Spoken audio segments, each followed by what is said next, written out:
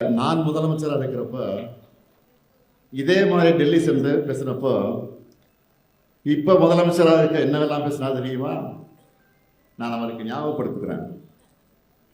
அமலாக்கத்துறை வழக்கில் இருந்து தப்பிப்பதற்காக போனாங்க.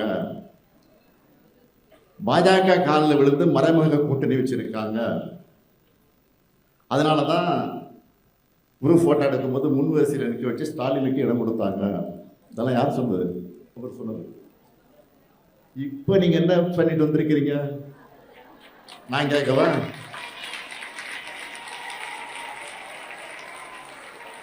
நான் கேட்கிறேன். இப்போ சொல்லுங்க.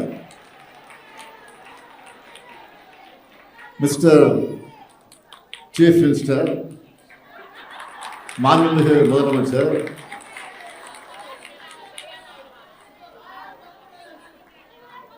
கரூர் சிபிஐ வழக்கில் தப்பிக்க தானே நீங்க டெல்லிக்கு போனீங்களா?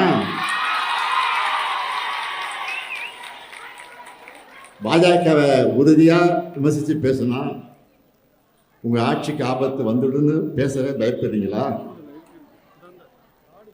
இந்த கேள்வியெல்லாம் கேட்டு ஒரு முதலமைச்சராக நீங்க அரசு கூட்டத்தில் கலந்துகிட்டத உங்களை மாதிரி நான் தரம் தாழ்த்தி விமர்சிக்க விரும்பல.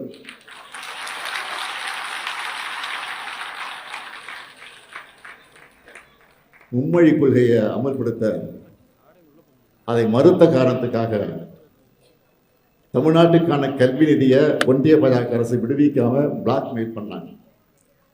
திமுக அரசு அதை எதிர்த்து போராடணும். அதுல கூட இப்போ இருக்கிற முதலமைச்சர் என்ன சொன்னார்?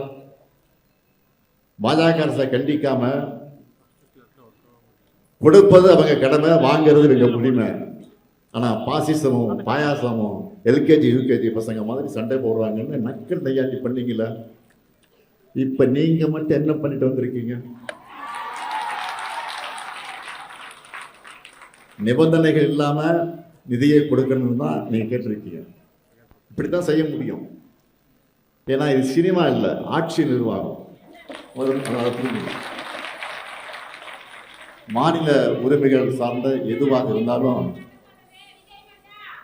மாநில உரிமைகள் சார்ந்த உரிமைகள் எதுவாக இருந்தாலும் திராவிட மாடல் அரசு போட்டு தந்த ப்ளூ பிரிண்ட் படிதான் யாராக இருந்தாலும் செயல்பட முடியும்.